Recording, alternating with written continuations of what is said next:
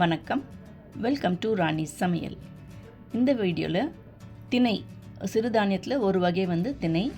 திணையில் எப்படி நம்ம சாதமாக வடித்து சாப்பிட்றதுன்றதான் காமிச்சிருக்கேன். திணை ரொம்ப ஹெல்தி. நீங்கள் இதுக்கான கூகுளெல்லாம் நீங்கள் பண்ணிங்கன்னா அதோட ஹெல்த் பெனிஃபிட்ஸ் நிறையவே இருக்குது.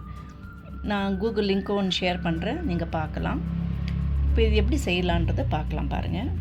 திணை இந்த மாதிரி எல்லோயிஷ் ஷேடில் இருக்கும். இது நம்ம நல்ல ஒரு 3-4 முறை கழுவிடணும். கழுவிட்டு 1 கப் தண்ணிக்கு 3 கப் தண்ணி கணக்கு.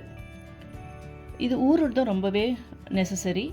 ஊறினா தான் அதோட ஃபைபரெல்லாம் நல்லா நம்மளுக்கு மலர்ந்து கிடைக்கும்.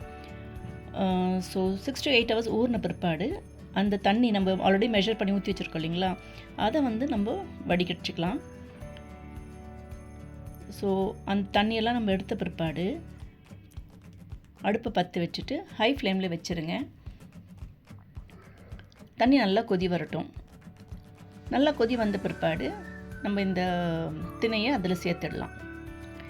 திணையை சேர்த்த பிற்பாடு ஃப்ளேம் ஹைலியே இருக்கட்டும். உப்பும் சேர்த்து போட்டுடுங்க, தேவையான அளவு உப்பு போட்டுட்டு நல்லா கொதி வரட்டும்.